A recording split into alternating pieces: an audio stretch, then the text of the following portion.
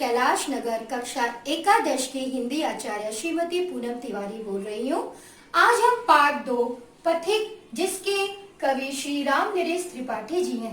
यहाँ पर पथिक से वर्णन है कि पथिक जो है जीवन के माहौल से विरक्त होकर वो दुखी हो गया है और प्रकृति की सुंदरता पर मुक्त होकर वो रहना चाहता है। वो समुद्र की सुंदरता का वर्णन अपने मन से व्यक्त जो कर रहा है, उसको जो प्रकृति की सुंदरता जो नजर आ रही है उसको अपनी भावना को व्यक्त कर रहा है। किस तरह से?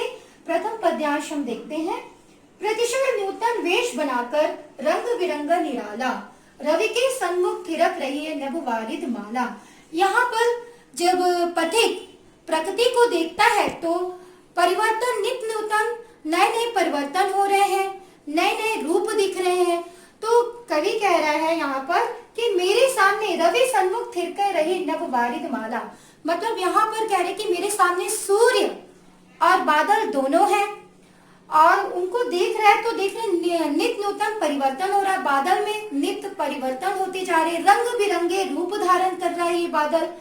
तो यहाँ पर रवि के सन्मुख थिरक रही है नभ वारिद माला। यहाँ पर कवि कह रहे हैं कि सूर्य के सम्मुख जो बादल है वह रंग बिरंग रूप लेके वो नाच रही है। थिरक रही मतलब वो नाच रही है। और क्या कवि देखते हैं कि नीचे नील समुद्र मनोहर, ऊपर नील गगन है। यहाँ पर और प्रकृति की सुंदरता देखते हुए कह रहे हैं कि नीचे तो नीला कलर का समुद्र है और ऊपर नीला आकाश है। नील गगन मतलब नीला आकाश है। घन पर बैठ, घन मतलब बादल पर बैठकर बीच में विचरू वही चाहता मन में। यहाँ पर कवि कह रहा है कि मैं इस बादल में बैठकर, बादल में के बीच बैठकर विचरो यही चाहता है, ये पूरे बादल में घूमना चाहता है। इस तरह से कवि प्रकृति का वर्णन कर रहे हैं। अब हम अगला पद्यांश देखते हैं। यहाँ पर कवि ने क्या कहा है कि समुद्र की आवाज और मलयगिरी की पर्वत की जो सुगंधित हवा होती है इसका वर्णन किया है। कवि कह रहे हैं कि मैं समुद्र के पास खड़ा हूँ और सूर्योदय हो रहा है और सामने क्या देखता हूँ कि समुद्र की आवाज आ रही है और मलयगिरी पर्वत जो सुगंधित हवा आ रही है, उससे इसका कवि के मन में किस तरह की अनुभूति होती है वर्णन है। रत्नाकर गर्जन करता है, मलया नील बहता है। यहाँ पर कवि कह रहा है कि समुद्र की गर्जन की जो आवाज उठती है, जो लहरें की जो आवाज उठती है और मलयगिरी पर्वत से जो सुगंधित हवा बहती है, तो इन दोनों को देखकर हरदम यह हौसला हृदय में प्रिय भरा रहता है। इन दोनों को देख के मेरे हृदय में, और अपने प्रिय से कह रहा है कि हे प्रिय, इन दोनों को देखकर मेरे हृदय में और हौसला बढ़ जाता है। इस विशाल विस्तृत महिमामय रत्नाकर के घर के, यहाँ पर कवि कह रहा है कि इस विशाल रूपी समुद्र, रत्नाकर मतलब समुद्र, इस विशाल रूपी विस्तृत महान समुद्र के घर के कोने कोने में जाकर, कोने कोने में जाने का मन करता है। कोने कोने में लहरों पर बैठकर फिर जी भर के, कहने का मतलब है कवि कहाँ पर कि इस विशाल विस्तृत महान सागर के घर के कोने कोने में घूमूं, जाकर देखूं, किस पर बैठकर? लहरों पर बैठकर फिरूं और समुद्र का कोना कोना मैं देख लूं। इस तरह से कवि समुद्र का वर्णन कर रहे हैं। तो तीसरा पद्यांश देखते हैं। यहाँ पर कवि ने सूर्योदय की सुंदरता का वर्णन किया है। निकल रहा है जलनिधि तल पर दिनकर बिंब अधूरा।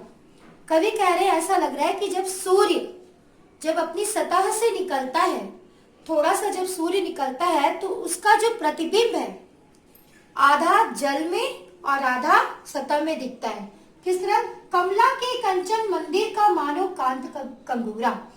जब सूर्य अपनी सतह से निकलता है तो कवि का मन में ये सोच आ रहा है कि उसका जो प्रतिबिंब है, सूर्य का प्रतिबिंब समुद्र में आधा दिखाई दे रहा है और आधा सतह में दिखाई दे रहा है। तो ऐसा सोच रहे कवि कि कमला के कंचन मंदिर का मानो कांत कंगूरा। कंगूरा मतलब यहाँ पर कह रहे कमला के मतलब माता लक्ष्मी, माता लक्ष्मी जो है उनके स्वर्ण मंदिर का ऐसा लग रहा है, ये गुंबद दिख रहा है, मतलब कंगूरा दिख रहा है। मंदिर के ऊपर आप लोग देखते हो कि एक छोटा सा गुंबद बना रहता है, तो ऐसा लग रहा है माता लक्ष्मी के स्वर्ण मंदिर में ये स्वर्णिम कंगूरा लग रहा है। मतलब कौन? सूर्य, जो उगता हुआ सूर्य का जो प्रतिबिंब है जल में। लाने को निज पुण्य भूमि पर लक्ष्मी की असवारी। यहाँ पर कवि कह रहे हैं, ऐसा इसको देखने से ऐसा लग रहा है जब सूर्य की किरणें समुद्र तल पे पड़ती है तो पूरी सतह जो है स्वर्णिम दिख रही है, सुनहरी दिख रही है। तो ऐसा लग रहा है कि माता लक्ष्मी की जो सवारी है धरती में उतारने के लिए स्वर्ण रूपी सड़क बना दिया गया है। लिखा ना, रत्नाकर ने निर्मित कर दी स्वर्ण सड़क अति प्यारी।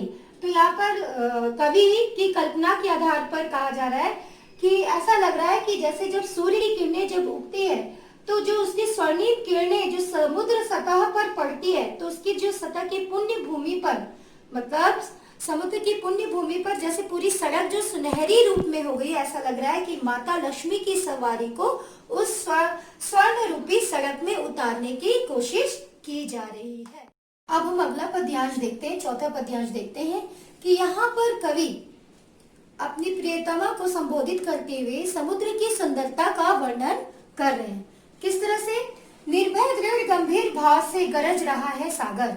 यहाँ पर कवि बता रहे हैं कि समुद्र जो है उसकी गहराई जो भाव, गंभीर भाव से वो गरज रहा है, गंभीर भाव से वो गरज रहा है। लहरें मतलब लहरों की जो आवाज आ रही है वो गरज रहा है। लहरों पर लहरों का आना सुंदर, अति सुंदर है।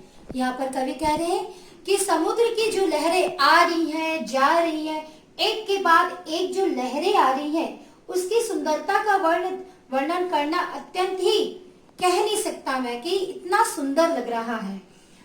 कहो यहाँ से बढ़कर सुख क्या पा सकता है प्राणी। तो यहाँ पर पथिक जो कवि कह रहा है कि ये इतना सुंदर मनोहारी जो दृश्य देखने से लग रहा है कि समुद्र की लहरें उठ रही हैं, आ रही हैं, जा रही हैं, निर्भय होकर दृढ़ निश्चय रूप से अपना प्रभावशील रूप एक व्यक्त कर रहा है ये समुद्र, कि निर्भय होकर दृढ़ निश्चय लिए हुए लहरें आ रही हैं, जा रही हैं, अपनी सुंदरता दिखा रही हैं। निर्भय निश्चय बोलना चाहिए, स्वच्छंद रूप से बह रही है, जो लहरें उठ रही हैं।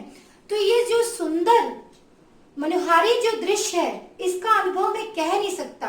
वो अपनी प्रियतमा से कह रहा है कि कहो यहाँ से बढ़कर सुख क्या पा सकता हूँ प्राणी। यहाँ पर अपनी प्रियतमा से कह रहा है कि ऐसा सुख मैं ढूंढने से भी चाहूँ तो नहीं मिल सकता, ऐसा सुख मैं चाहूँ तो खोज नहीं सकता। इसकी जो अनुभव, इसकी सुंदरता का जो अनुभव मेरे हृदय में जो हो रहा है वही अनुभव तुम भी करो। एक सच्चे दिल से सोचकर उसकी गहराइयों का अनुभव तुम भी करो।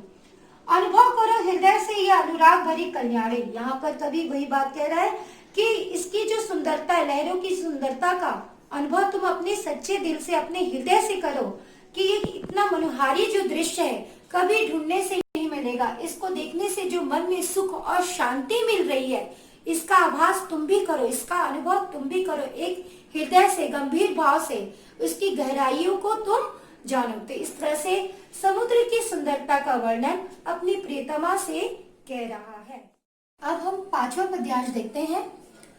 इसमें क्या देखते हैं कि कवि अब तक जो समुद्र का वर्णन कर रहे थे, अब वो प्रकृति के दूसरे रूप का भी वर्णन करते हैं। मतलब रात्रि के अर्धनिशा का वर्णन करते हैं, रात्रि का वर्णन करते हैं। मतलब यहाँ पर देखते हैं कि जब गंभीरतम अर्धनिशा में जग को ढक लेता है, तम मतलब अंधेरा, जब अर्धनिशा रात्रि है ना, जब पूरा चारों तरफ घनघोर अंधेरा छा जाता है रात्रि के समय, तो अंतरिक्ष की छत पर तारों को छिटका देता है। यहाँ पर कवि कह रहे हैं कि जब रात्रि के समय अंधेरा छा जाता है, चारों तरफ घनघोर अंधेरा हो जाता है, तो उस समय अंतरिक्ष मतलब आकाश में तारे सब जगह छिटक जाते हैं। मतलब तारे सब जगह निकल आते हैं, तारे सब जगह फैल जाते हैं। सस्मित वदन जगत का स्वामी मृदु गाते गति से आता है।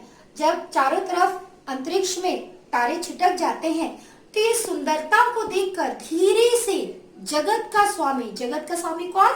चंद्रमा। जगत का स्वामी धीरे से वह इस आकाश मंडल में आ जाता है और इसकी आकाश गंगा की सुंदरता को देखते हुए मन मुग्ध होकर गीत गाता है। तट पर खड़ा गगन गंगा की मधुर गीत गाता है। मतलब इस तट पर, गंगा के तट पर खड़ा होकर ये आकाश का स्वामी चंद्रमा किसकी आकाश गंगा का सौंदर्य देखकर गीत गाता है। मतलब तारे जो आसमान में छिटक गए उसकी सुंदरता को देखकर जगत का स्वामी धीरे धीरे आता है और छुप छुप के आकाश गंगा की सुंदरता को देखता है।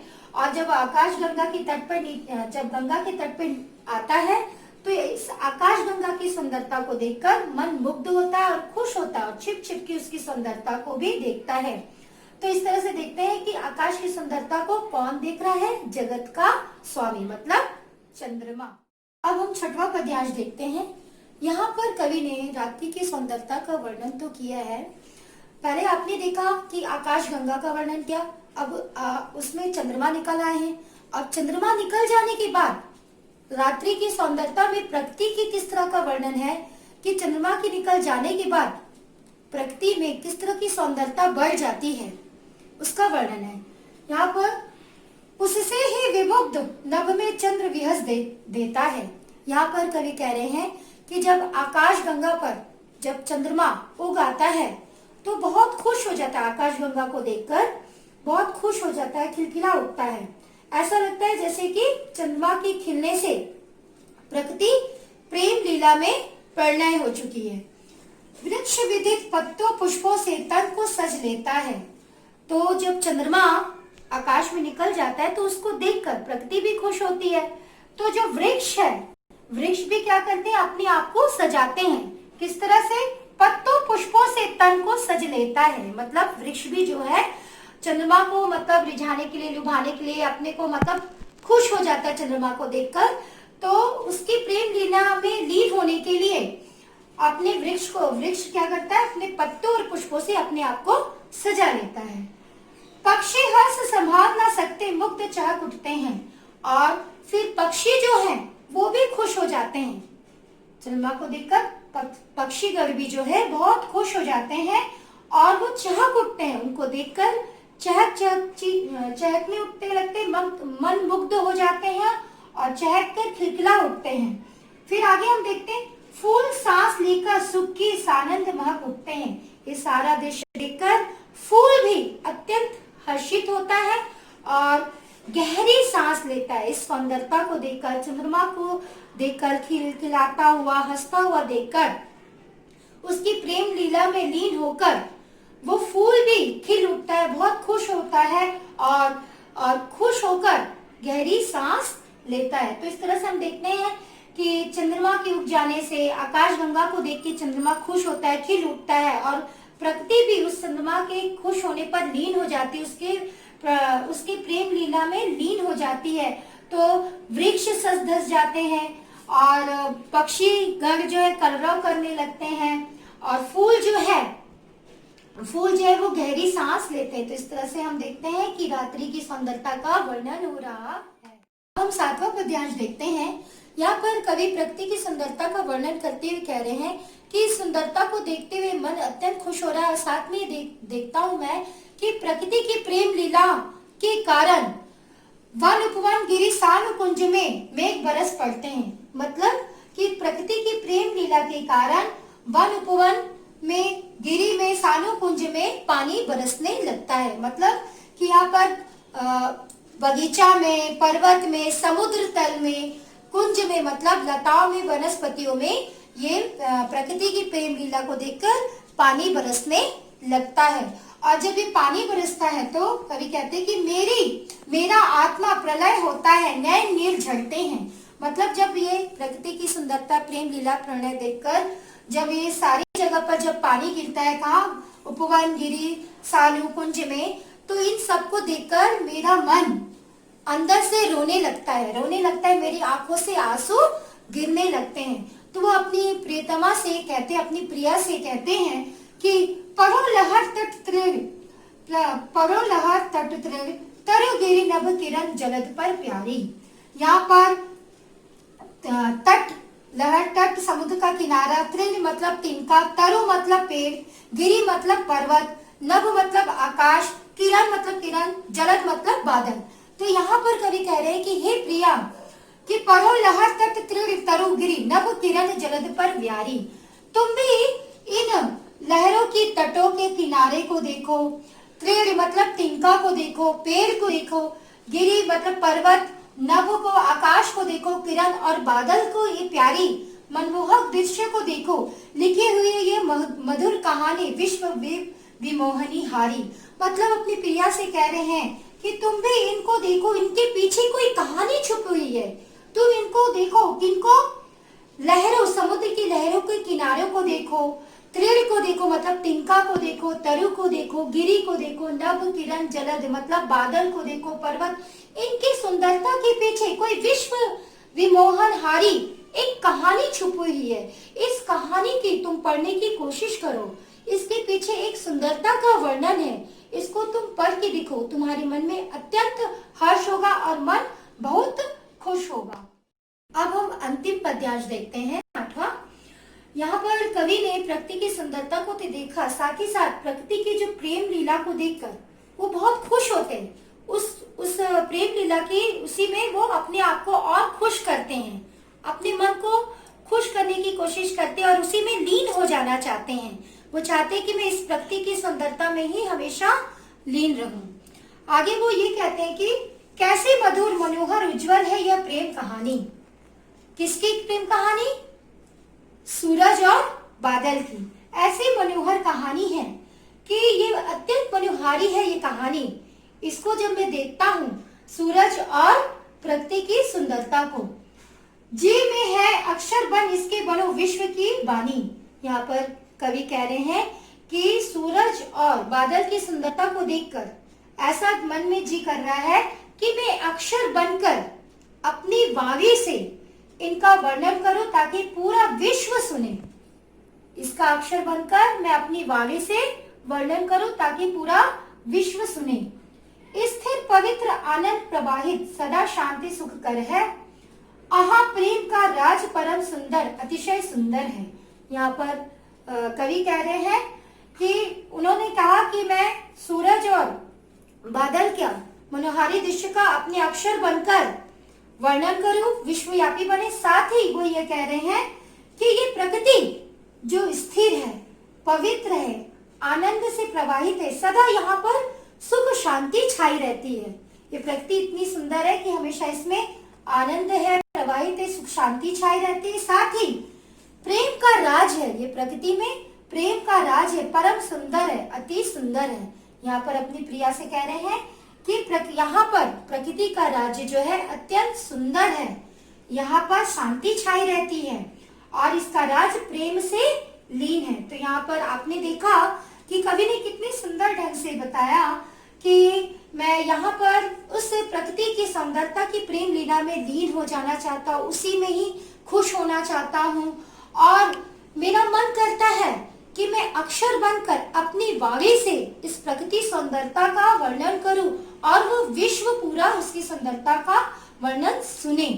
और वो ये कहते अपनी मन की बात कि जो प्रकृति जो है इसमें सदा हमेशा शांति छाई रहती है, आनंद, एक पवित्रता छाई रहती है और एक प्रकृति में प्रेम राज्य है फैला हुआ है। तो हम देखते हैं कि आज हमने कितने सुंदर ढंग से कवि ने प्रस्तुत किया और इसमें समुद्र का वर्णन किया, आकाश का वर्णन किया, रात्रि का वर्णन किया और प्रकृति का वर्णन किया। तो इस तरह से हम देखते हैं कि ये पद्यांश बहुत सुंदर ढंग से राम नरेश त्रिपाठी जी ने अपने मन के भाव को इस तरह से प्रस्तुत किया और आज का ये पद्यांश समाप्त होता है। धन्यवाद।